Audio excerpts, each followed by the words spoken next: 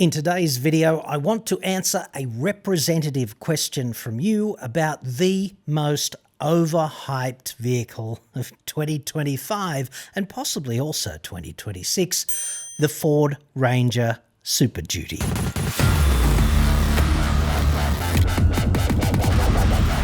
Don't get me wrong, in this video I am not saying that the Ranger Superduty is a piece of crap, not at all.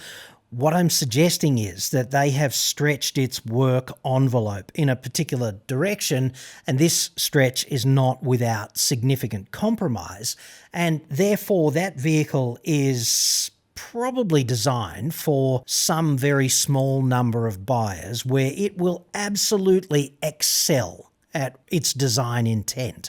But typically, once the marketing department gets involved, every man and his dog is going to be waking up with little teepee in the sheets thinking about how great it would be for them to own a Super Duty, when in fact, I think you'd be better served with just a vanilla Ranger like an XLT or a Wild Track or Wild Track X in the overwhelming majority of cases. And we're going to get into that next. This video is possible because of my two enduring side hustles, which would be I get new cars cheap for ordinary punters, so mainstream cars for mainstream Australians. And what we do is we do all the negotiating so that you don't have to go face to face with a snake, also known as a car dealer, because nobody deserves that, especially you. It also saves you time and it slashes stress. And we just get back to you with the best offer we can come up with. And if you don't want to go for it, then that's okay, dude. There's no obligation. So just fill in the form down there and we'll do what we can. I'll get the ball rolling and then my people can talk to your people and see if we can't help you out. I do the same broad thing with home solar, which is red hot at the moment because Albo and Chris Bowen are just chucking money at anybody who wants to catch, provided they want to fit a battery to store excess solar energy at their joints, okay, at your joint, whatever. So this government cash, these sweet, sweet wads of government cash are possible if you fit a brand new solar array to your home with a battery, but also if you fit a battery to an existing home solar setup, you will still get sweet, sweet wads of government cash. And then finally, you'll also get that splash of cash if you fit a battery to a home solar system that already has a battery. So they're going to be kind enough to throw it at you. The most polite thing you can do is cash the catch. And anyway, catch it, dude. So basically what we do is we've got a team of people who will design a solar system for your particular dwelling, all right? That means we'll take the engineering factors into account at your place and you will not just get a cookie-cutter solution. It'll be designed to integrate well into any constraints that exist at your place, and that is exactly what I've got here. Also, quality components, so important if you want longevity out of your system, and good installers, not cowboys. And when you put those three things together, you get a good solar system that will last you for years and slash your freaking electricity bill, which is exactly what you want. And if you need to make some sort of warranty claim or get a repair because hail or whatever, then you're not dealing with a chatbot in China, which is always uplifting. So also fill in the form down there for home solar and we will try to help you out. Okay, so I went and cherry-picked a representative question from you. And by representative, I mean the one that I felt most comfortable with reading out in a stupid voice, as is tradition. So without further ado, here we go. You know, John, or whoever is reading this communication, with a cap C on communication, because of course it does. I read with interest reviews of this new model from various automotive reviewer, apostrophe S, always wanting the information that I'm seeking but never finding it. Perplexed emoji. Real men should not emoji. I'm just saying, like, it's undignified. The English language is very versatile. If you want to emote, use emotive language. Come on. Your reviews are the most comprehensive. I hate it when they suck up. Jesus. I've read your review of this vehicle this afternoon. That's interesting because If memory serves, I've only done it on video. But if you read my video, dude, approved.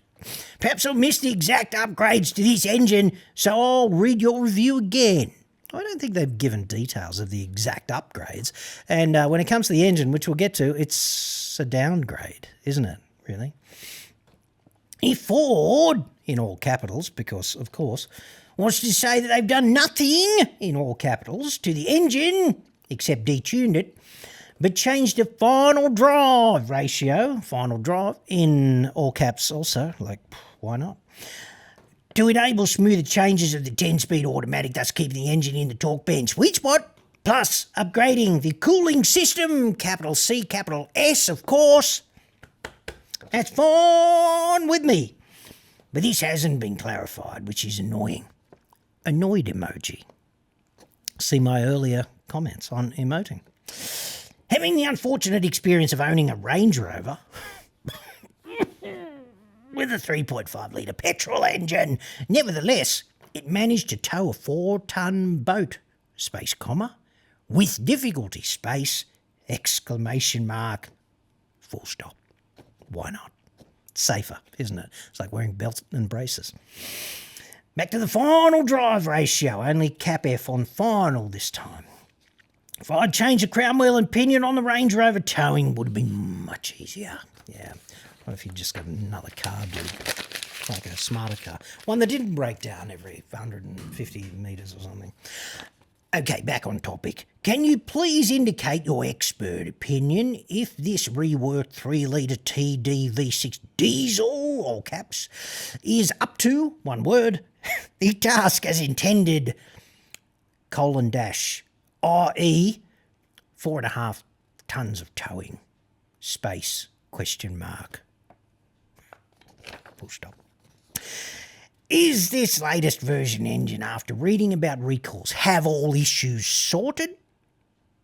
Question mark, full stop. No space this time. That's inconsistent. Thank you. One word. I look forward to your response.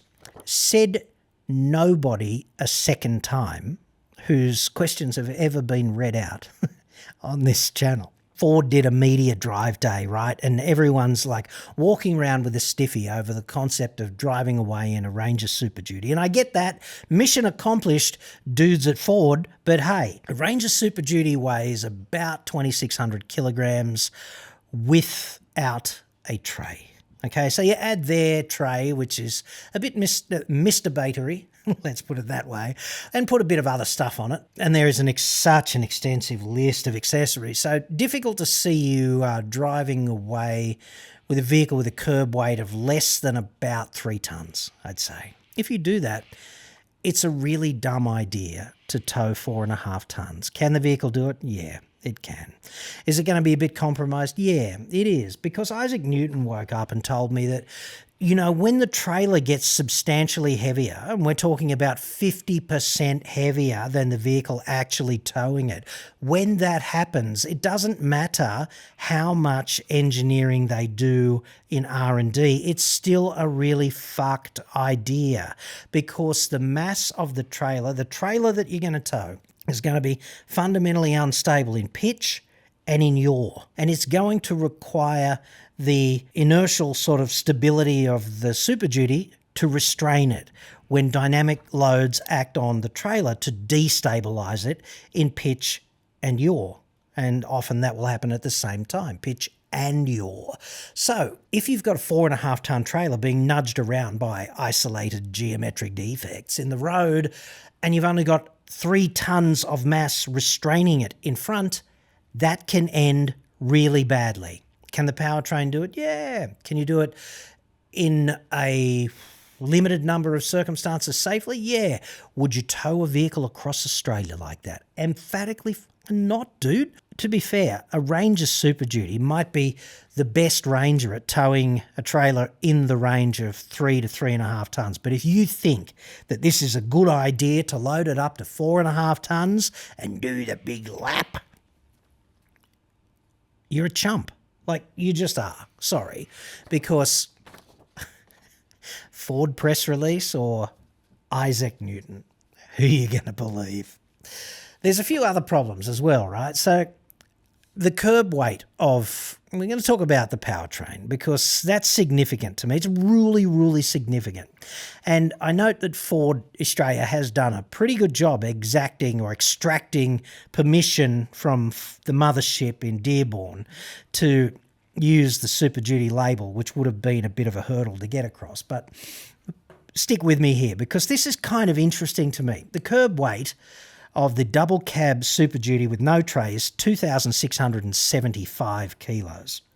And if you look at a vanilla XLT Ranger double cab, just a standard Ranger, with no tray, 2,130 kilos of curb weight, right?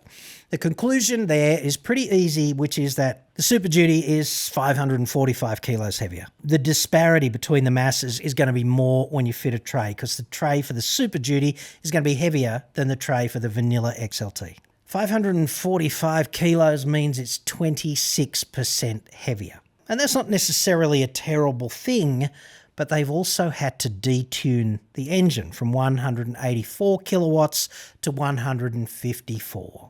This is a fact. All of these things are facts. So for all of you Ford fanboy chumps who are jizzing in the sheets over the possibility of owning one, knock yourself out, own one. I don't care, but that doesn't change these facts. And these facts are a concern to me, okay? It's a 16% downgrade in peak power at the same time as the vehicle is 26% heavier.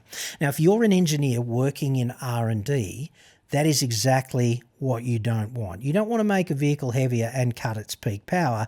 Peak power is directly equivalent to maximum acceleration. Like if you've got to get around a truck and space is limited, would you rather have 184 kilowatts or 154? Because if you've got a 10-speed transmission, one of the beauties of that is that it can select a gear ratio that will deliver the revs, I think whatever it is, 3250 or something for peak power in both cases. If you can deliver that in a particular gear, you've got access to peak power. All the driver has to do is go, yeah, I want that, right? 184 is going to feel a shit ton better than 154 if space is limited and you've got sort of white knuckle fever getting around. You should always overtake conservatively, but excuse me, sometimes the real world militates against you, doesn't it?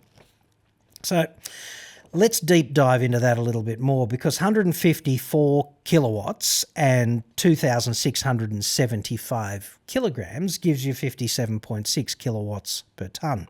Just think about 60, okay? 184 in the standard Ranger weighing 2130 gives you 86.4. So from about 60 to sort of mid to high 80s. Right? That's a big difference in power to weight ratio because both of those factors militate against the acceleration of the Super Duty, which is, when you consider them both together like that, it is a 33% downgrade in peak acceleration for a quote-unquote Super Duty.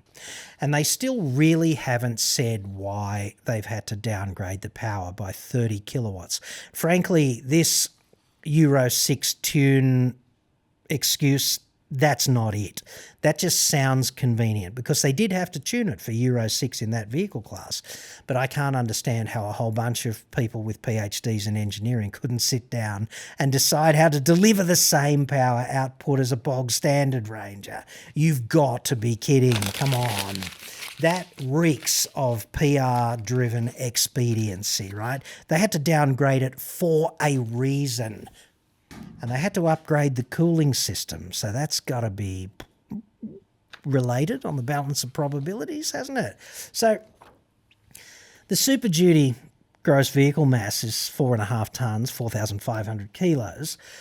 If you load it up to its GVM, then the power to weight drops to about 34 kilowatts per tonne, whereas your standard XLT loaded to its GVM, admittedly much lower, 3,280 kilos, but it's got 56 kilowatts per tonne. So from 34 with the Super Duty at GVM to 56 in a standard one costing heaps less, it's going to feel like chalk and cheese. It's actually a 39% downgrade to the vehicle's peak accelerative performance if you load to the GVM, which is different in both cases, right? 39% slower getting around a truck when loaded to GVM. That's how this works, right? That would concern me. Why am I paying this grossly inflated price to go a shit ton slower? And in a very limited number of usage cases where you don't care about acceleration at all and you really want to carry a few hundred kilos more, because let's not forget, 4.5 tons versus 3,280, that's not all payload, the difference, right? Because the thing is like 545 kilos heavier. So that's already built into that difference. Now, that difference is 720 and 500, so it's 1220, and you take about 500 off that. You get about 700 kilos more, right? But you're going to go 40%-ish slower around that truck. They've kept the peak torque the same, which is 600 Newton meters at 1750. Now, if you reverse engineer that, 600 Newton meters at those revs of 1750 is 110 kilowatts of power. There's nothing about the resistive load and the transmission or the axles or the differentials, because all they see is torque. The 600 Newton meters is fine. So something happens in the Super Duty above 154 kilowatts that is unsafe for part of the powertrain from an R&D point of view. That's why it's been limited to 154. I suspect strongly that it's not a powertrain limitation, like it's not a stress and strain on the powertrain kind of limitation, because 154 kilowatts at 3,250 RPM is 452 Newton meters. So when that Super Duty engine is cranking out its peak power, it's only delivering 452 Newton meters, which is 3/4 of the peak power. So the powertrain, from a stress and strain gear type endurance, bearing endurance, and all of that stuff, it's not that. Okay, it can't be that. It's got to be heat, right? Because power equals heat, and engines have trouble getting rid of heat. In fact, maybe 60% gets lost as heat, maybe about 11% in the powertrain as friction. But the waste heat is a problem because you've got a lot more waste heat than actual power being made, like twice as much as waste heat. So power equals heat. It's a time rate of change of energy. That means that there's something about, on the balance of probability, the amount of heat generated by that engine, if it keeps cranking out 184 against a massive balancing load, which would be easier to achieve with a Super Duty because you can load it much more heavily, and therefore you could make it work against a balancing load in a lot more situations, they may have had a problem getting rid of the heat. The other point I'd make about the Super Duty, which would be of concern to me, is the price, right? Like, the price is out of control, dude. It's $90,000 plus on-road costs for the double cab. 90 grand, 89 something, plus on-road costs, plus you've got to buy a tray, right? The genuine tray is going to cost you $7,000 or $8,000. There's a few options. You can get a galvanized tray or body colored or matte black, right? And for the double cab, it's going to cost you between $7,000 and $8,000 for the tray. Or you could buy the work pack. There is this list of accessories that's longer than your freaking arm if you're a Harlem Globetrotter, dude. The work pack is like 10 grand. It's the tray plus an integrated device mounting system, which only a marketer could call it. Mats, console mount, weather shields, and those wanky wheel nut indicators, like, yep, wheels still on kind of thing. Pro tip, wheel nuts don't come loose. Wheel nuts never come loose if you torque them up appropriately because they're high tensile bolted joints. They just don't come loose because that's how this works. Anyway, they look good. They make you look like a proper off-roader, don't they? You get out in your high-vis and matching wheel nut indicators kind of thing. What I'm talking about here is I'm talking about $110,000-ish drive away for a double cab Super Duty, right? Or you can get an XLT, which goes heaps harder, for 74 grand and still has a maximum tow capacity of 3.5 tons, which admittedly is 1,000 kilos less than the Super Duty, but you got to think about the work envelope that you need, right? Getting a Super Duty for its own sake could be very disappointing because of how slow it is and how expensive it is, right? It's got a bit more ground clearance, so yay, but you could do that yourself. You could put a bit of a lift on the thing. You get an inch out of the suspension, an inch out of the new wheels, and then, you know, you'd be riding as high as a Super Duty, wouldn't you? Do you really need the GVM upgrade? Do you really need to carry the extra 545 kilos every frickin' day? Do you really need to pay the extra 40, 35 grand? Whatever it is, okay? Or you might spend 74 grand on your XLT and then whip around to those pandemic government welfare cheats at ARB and drop 15 grand on them. Say, just get started, mate, kind of thing.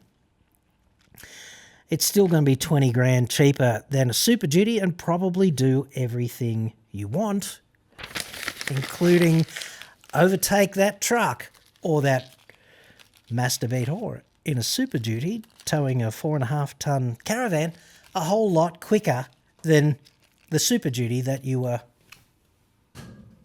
getting all pumped up over.